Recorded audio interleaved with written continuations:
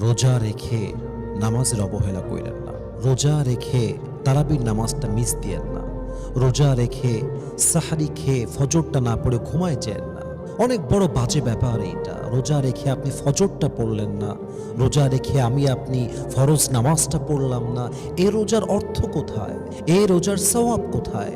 তারাবির নামাজ পড়তে গিয়ে আড্ডা চলতেছে, ছেলে পেলে আড্ডা দিচ্ছে মোবাইল ফোনে, বাইরে এই সেই হাবিজাবি করতেছে, নামাজের কোনো খবর নাই। আমরা দেখি প্রায় সময় অনেক লোক এমনও আছে ইফতারি করে উঠে গিয়ে মাগরিবের নামাজ পড়ে না, সাহারি করে গিয়ে ঘুমায় যায়, ফজরের নামাজটা পড়ে না। এটা কোনো রোজা?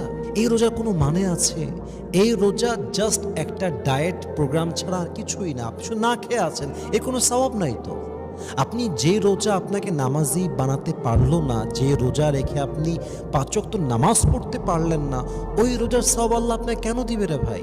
৫ ওয়াক্ত নামাজ তো আপনাকে রাইট টাইমে পড়তে হবে, অন টাইমে আদায় করতে হবে। একজন মা, একজন বোন তাকে বাসায় পড়তে হবে, একজন পুরুষ তাকে মসজিদে জামাতে পড়তে হবে। That is the rule. এটাই তো হওয়া দরকার, and it has to be like this.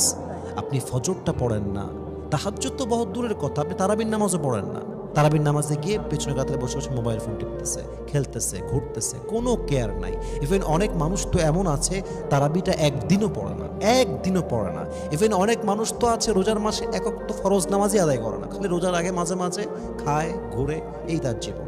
এটা একটা মুসলমানের জীবন, এটা একটা ইমানদারের জীবন। রোজার মাসে নামাজের খবর নাই, কেমনে সম্ভব এইটা? দুই একদিন ১ থেকে ৪ রোজা পর্যন্ত, ৫ রোজা পর্যন্ত মসজিদ লোড থাকে, আস্তে আস্তে ফাঁকা হওয়া শুরু হয়ে যায়। ১৫ রোজায় মসজিদে যাবেন, দেখবেন লোক নাই, একদম আগের মতো, অন্য মাসের মতো লোক। এই রোজাতে আমরা কি করব ভাই? আমার রোজার মাসে নামাজ মিস দেওয়া যাবে না, যাই হয়ে যাক। রোজার মাসে ৫ ওয়াক্ত নামাজ আমি জামাতে আদায় করব করব করব করব ইনশাআল্লাহ, এই নিয়ত থাকতে হবে। এবং মাথায় রাখবেন, নামাজ আছে যার,